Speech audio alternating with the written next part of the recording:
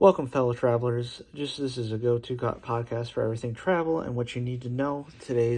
We're diving into the ins and outs of traveling. Essentially, what you shouldn't, what you should avoid, as well as just to get the most out of your trip and the best bang per buck. So whether you're seasoned or whether you're planning to essentially for a dream getaway, this podcast is here for you and help you. So let's get started. First up, traveling on a budget. That's probably the most pertinent topic that all of you probably would like to know. And it seems like it can't come being expensive comes hand in hand with traveling. Well, one of the most expensive parts of travel is flying, especially if it's transcontinental. If you're flexible with the dates, you can save a ton of money. Just keep that in mind. Book during off peak seasons, and fly during the midweek. Like if you heard the modern myth where Tuesdays are supposedly cheap days to buy a ticket. There is some truth to it, some not. But the point is, try and buy when it's not so much peak internet hours, and you'll be able to save a lot of costs. And at the end of the day, use some tools like Google Flights. They'll be able to send you notifications of when flights go down, and essentially take advantage of those because they're very volatile, and you really shouldn't be overspending on that type of stuff because you've got all sorts of other expenses to take care of, which we will discuss in a little bit. Choosing the right destination. So choosing the right destination is really one of the best things to keep in mind. It's sometimes what's most popular may not always be what's the best bang for buck. And you might not even like it. For instance, like Paris, London, those are as pricey as you can get, but they're often in many ways overrated.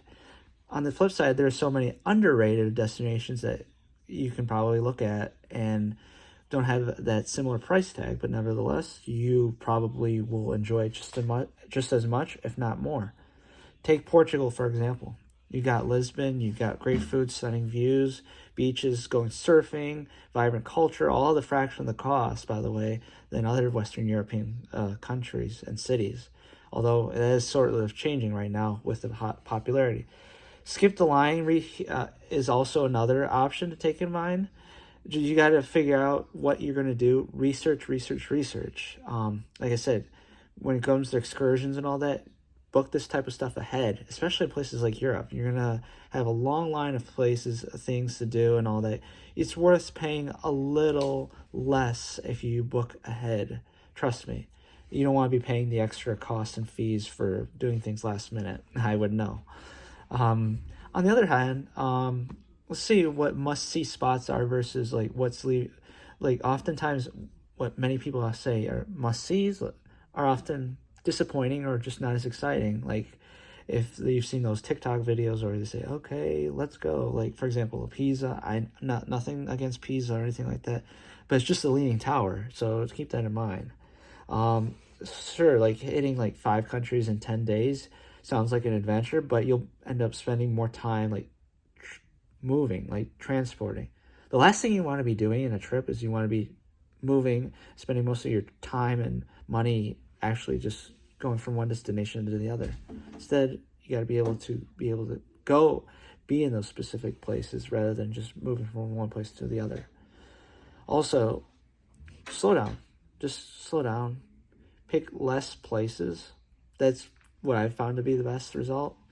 Try and settle in an environment for a little bit. Soak in the culture, food, the sights. I'd rather do 3 days than not. Than do 20 days. 20 places in 10 days, for example. It's just too much. One best way to keep your budget and experience in check is to plan a mix of different popular attractions. Off the beat paths, sprinkle them in. Like for example, in Spain, it's got a lot of both. You got the best of both worlds. You got popular destinations that are overpriced and all that sort, like Sagrada Familia.